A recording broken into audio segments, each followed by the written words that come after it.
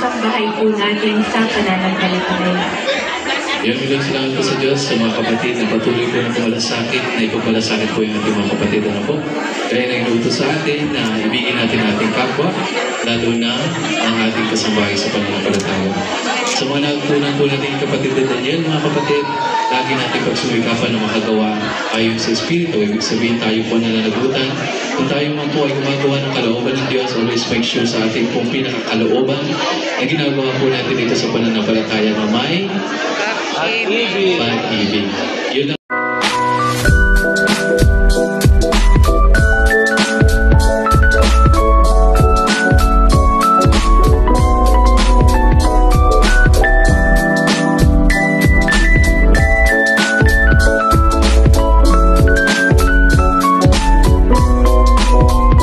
Natin pagitin ang kanyang pangalan. Sino po ba ito? Opo, ang kapatid po na ito sa tulong ng Diyos ay masiglang nakakapagpatuloy po. Siya po ay nabautismohan noong 2022.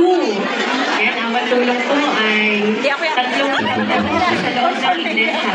Ang kanya pong background po, siya po ay may anak na panganay po na recently ay na-food poison po mga kapatid.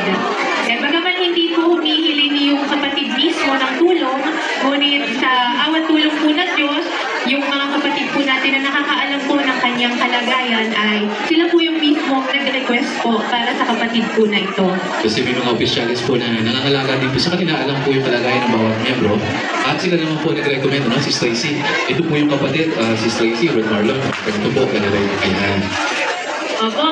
At ang naging suliranin din po ng kapatid na ito, dahil na-hospital nga po yung kanyang anak, ay pinangutang pa po niya para lang po maitawid po yung pangangailangan ng anak dahil kulang din po yung sahod na nakukuha po ng kapatid. Lalo na sa sahod po natin, talagang pag sinabi pag-hospital po, mga kapatid, medyo masakit na po sa ulo yun, mga kapatid. Kaya isa po ito sa dahilan, ano po mga kapatid, na kailangan talaga ng kapatid ng tulong si Stacy. Opo, Brad Marlon. At siguro po, huwag na po natin. Opo, siya po ay nabautismo ka noong June 24, 2022. Happy Sabbath!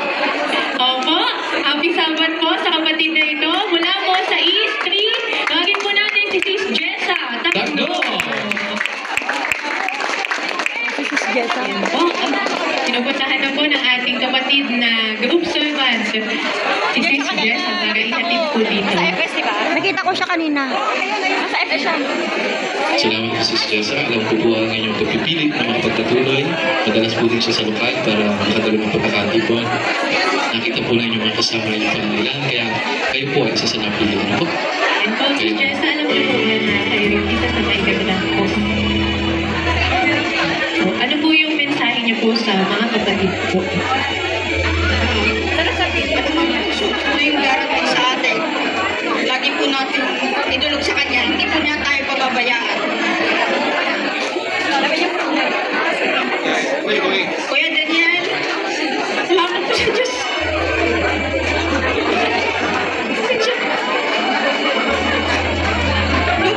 Una po,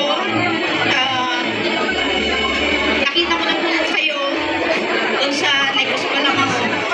Tuwang-tuwa po ako. Nag-stolen po ako ng picture. Tuwang-tuwa po ako. Nag-stolen po ako ng picture. At kahit ko pong pinanghahawakan yung sinabi niyo po na may awa ang Diyos. Lahat po na.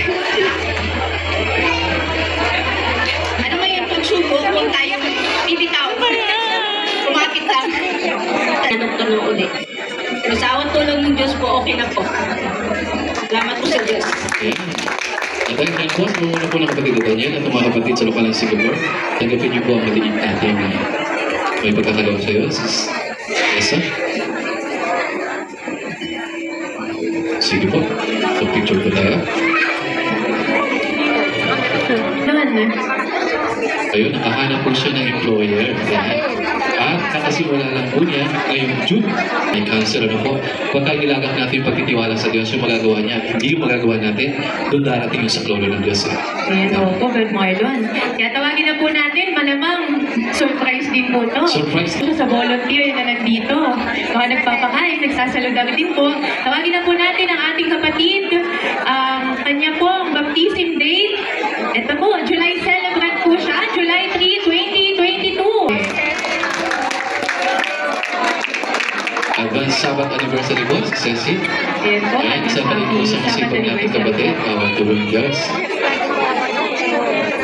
Lagi naka-open din ang camera niya. Salamat po sa Diyos, si Ceci. Opo, kamusta po kayo si Cecil?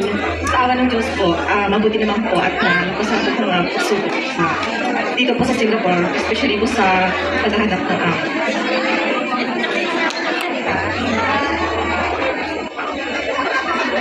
bali po, hindi ko nakayanan yung sa emotion ba, sa mga amo. So, bali po, nag-decision ako na umalis. Tapos, nag-stay ako sa agency 1 month and 3 weeks. So, bali doon ako nagmuni-muni, kumuha ng peace at naghingi ng guidance sa Panginoon. After 1 month and 3 weeks, ako'y nag-confirm at nag-move ako sa amo. At maraming salamat po sa Diyos sa kanyang gabay po sa akin. Sa mga kapatid ko, patuloy lang po tayo sa pananampalataya po at manalig po tayo sa mahal nating Panginoong Diyos. Kay Kuya Daniel po, milyong salamat po sa Diyos na meron po tayong program na ganito na naglilingap sa mga nangangailangan, lalo po sa mga kapatid ko.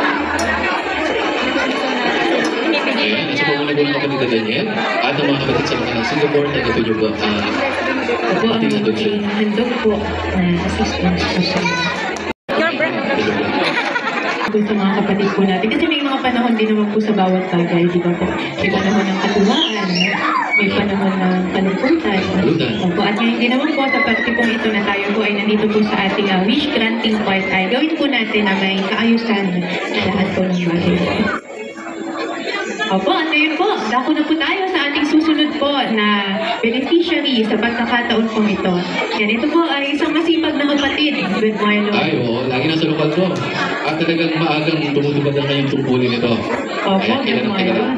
Kilalang-kilala po. At sa kabila po na siya ay nakakaranas ng pagsubok, actually sa family po, no, nakakaranas po siya ng pagsubok, ay nagpapatuloy po siya 18. Yan. Sino pong nabautisohan ng 2018 po dito? Ayan po. Opo. Para mas madali. January 13. 2018. Nararamdaman na niya. Ayan, mga nararamdaman na niya. Opo. Tawagin na po natin ang ating susunod na bibigyan po ng kahilingan po ng kapatid. Ipatikod na po natin. Walang iba kundi si Sis Raquel. Ayan, opo. Sis Raquel. Ayan, nagulat siya. Sabi ko yung surprise eh. Opo, surprise.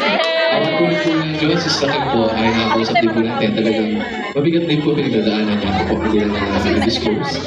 Pero ang tulong ng Diyos, yung sigla niya, yung saya niya parang makikita mo sa mukha niya na alam mo wala siyang problema. Pero alam natin na ginagawa niya yun dahil mahal niya yung pagpuli niya, mahal niya yung paglilingkod sa Diyos. Opo, at nabalitaan din po kasi natin, Brad Marlo, na recently po ay namatay po yung kanyang kapatid. Matulog din po. Nakaya po kahit na medyo mabigat, pero makatulog po sa panalangin. Nakakayanan po. Kaya akabit po sa kapatiran na lansawang Balik kasi wala tayong basta at tumutulong sa mga kagaya natin na bibigati. Kagi ko lang po sasabi, huwag po tayong bibitaw sa alal. Kung minsan man po nagkakaroon tayo ng problema sa buhay, parte po yun ng pagtitiis natin. May awa po ang Diyos.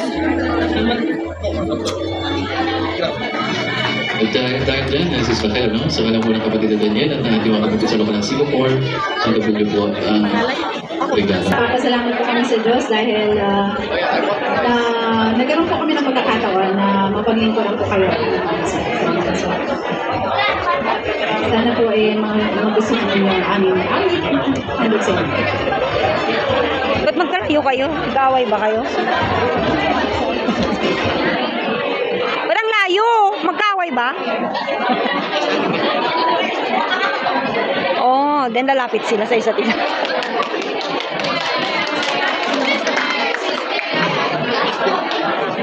Go, sis Day! Sis Arian!